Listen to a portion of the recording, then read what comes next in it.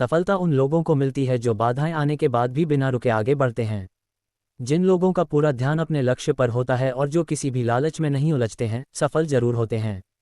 ये बात हम एक लोक कथा से समझ सकते हैं। एक छोटे से गांव में एक किसान बहुत मेहनती था, लेकिन वह लगातार परेशानियों से घिरा रहता था। एक दिन वह गांव के प्रसिद्ध संत के पास गया और बोला, गुरुदेव, मैं अपने जीवन में कुछ हासिल करना चाहता हूँ, लेकिन हर बार जब कोई दिशा मिलती है तो रास्ते में भटक जाता हूँ। छोटे छोटे कामों में उलझकर मेरा मुख्य काम अधूरा रह जाता है। संत मुस्कुराए और बोले, मैं कल तुम्हारे घर आऊंगा, वहीं तुम्हें एक बात समझाऊंगा। किसान ने सिर झुकाकर उनकी बात मानी और घर लौट आया। अगले दिन संत उस किसान के घर पहुंचे, लेकिन किसान उस वक्त खेत में था।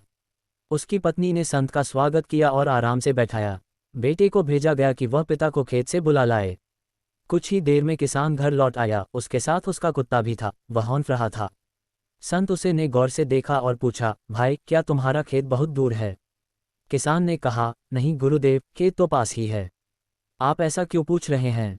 संत ने कहा, फिर तुम्हारा कुत्ता इतना थका हुआ क्यों है, जबकि तुम बिल्कुल सामान्य लग रहे हो? किसान हंसते हुए बोला, गुरुदेव, मैं तो सीधे रास्ते से आया हूँ, लेकिन मेरा कुत्ता हर मोड़ पर दूसरे कुत्तों को देखकर दौड़ता, भौंकता और लड़ता आया है।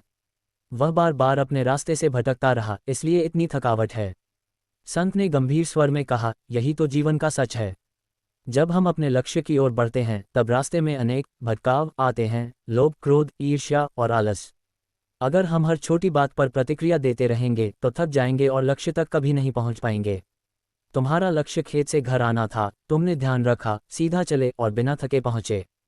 कुत्ते ने हर व्यर्थ चीजों में उलझकर अपनी शक्ति गंवा दी। जीवन में भी अगर हम केवल अपने लक्ष्य पर ध्यान रखें और बाकी चीजों को अनदेखा करना सीख जाएं तो सफलता बहुत जल्दी मिलती है। किसान की आंखों में समझ की चमक थी। वह चुपचाप सिर झुकाकर बोला, मैं समझ गया गुरुदेव।